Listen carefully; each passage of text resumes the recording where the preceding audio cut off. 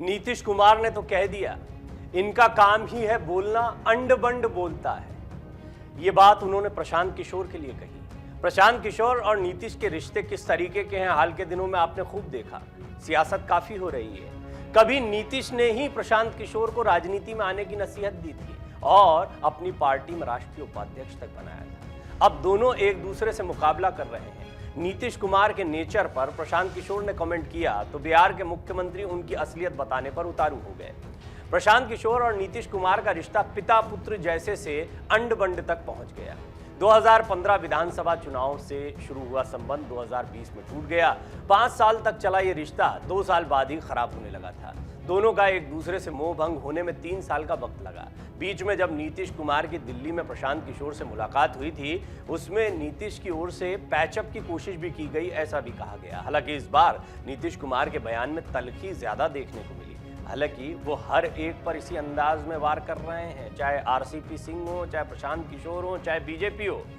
तब प्रशांत किशोर सियासी मैदान में नहीं उतरे थे, लेकिन अब तो आमने सामने के मुकाबले में 2-2 हाथ करने की तैयारी में जुट गए। अभी तक प्रशांत किशोर दूसरों के लिए काम करते थे, अब वो खुद के लिए रणनीति बना रहे हैं, लिहाजा राजनीति के दूसरे पहलुओं पर भी विचार कर रहे हैं। पहले जानिए नीतीश कुमार ने प्रशांत किशोर के बारे में क्या कहा था।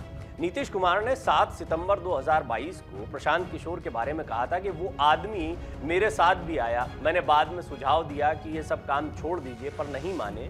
वो देश भर में अलग अलग पार्टी का प्रचार करते रहे, उनका ये एक धंधा है। प्रशांत किशोर बिहार में जो करना चाहते हैं वो करें, उनके स्टेटमेंट का कोई महत्व नहीं है। एक बात जान लीजिए, उन्हें क्या एबीसी भी मालूम है कि 2005 से क्या काम हुआ है।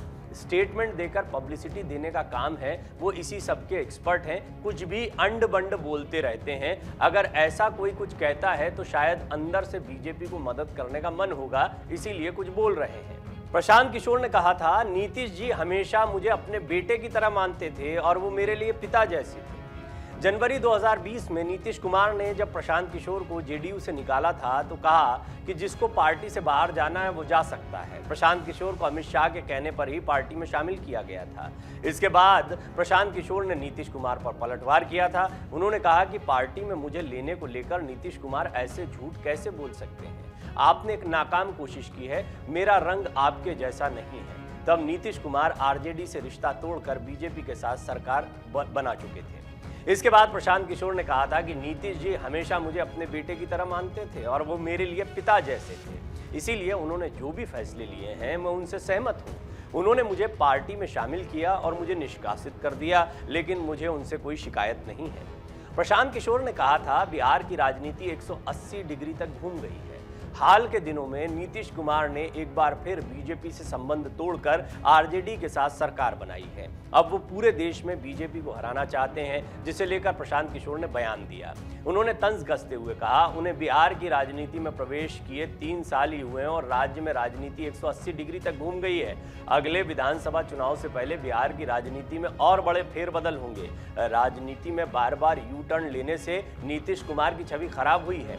प्रशांत किशोर के बयान से भड़क गए नीतीश कुमार। इसी पर नीतीश कुमार से जब पटना में पत्रकारों ने सवाल पूछा तो वो हत्थे से उखड़ गए।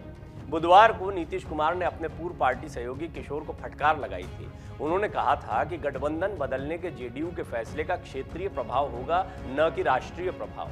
किशोर को प्रचार विशेषज्ञ कहते हुए नीतीश कुमार ने सुझाव दिया कि वे गुप्त रूप से भाजपा की मदद करने के लिए काम कर रहे होंगे।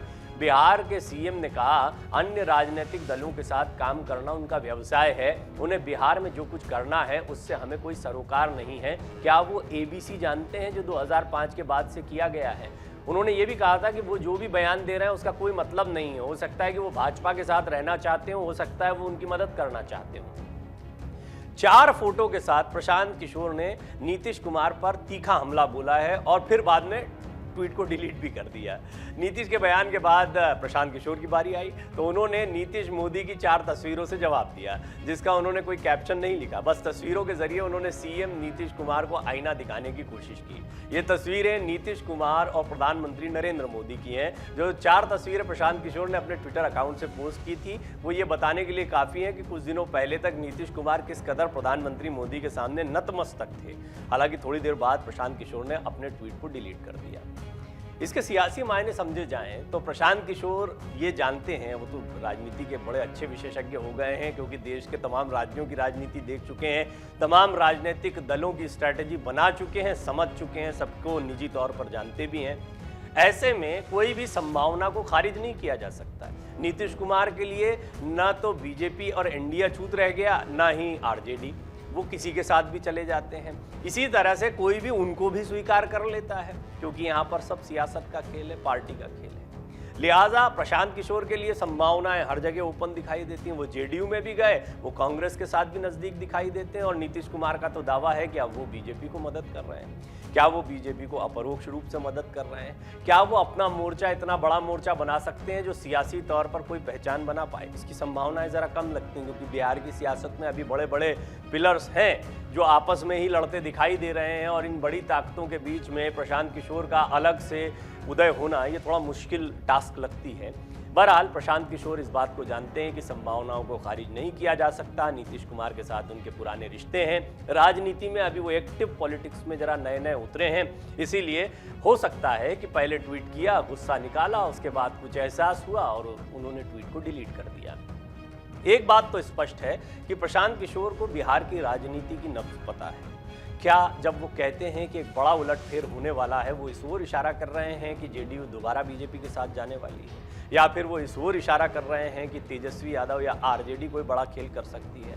हालांकि ये तो आने वाला वक्त बताएगा, लेकिन ये बात तय हो गई है कि नीतीश कुमार एक तरीके से अपनी आखिरी लड़ाई लड़ रहे हैं और वो हर एक पर हमलावर हैं। उनकी कोशिश ये है कि वो अब किसी तरह से केंद्रीय राजनीति में भी अपनी ताल ठोक पाएं। जहाँ तक सरकार चलाने का सवाल है तो 2.5 साल पहले निकल गए हैं, 2.5 साल अब जो है वो कोशिश करेंगे कि आरजेडी के साथ निकल जाएं और ऐसा माना जा रहा है कि आरजेडी भी अभी कोई रिस्क नहीं लेगी।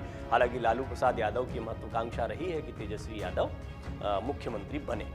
देखना होगा नीतीश कुमार के प्रयास कितने सफल होते हैं, क्या विपक्ष उनको स्वीकार करता है या प्रशांत किशोर की ये भविष्यवाणी सही निकलती है कि अभी तो और घूमना है, बिहार की राजनीति को बहुत बड़ा उलटफेर देखने को मिलेगा। डाउनलोड करें अमर उजाला ऐप और पाएं खबरें लगातार। अगर आप ये वीडियो YouTube पर देख रहे हैं तो हमारे चैनल को सब्सक्राइब करें और बेल आइकन को दबाना ना भूलें। अगर आप Facebook पर ये वीडियो देख रहे हैं तो हमारे पेज को लाइक करें।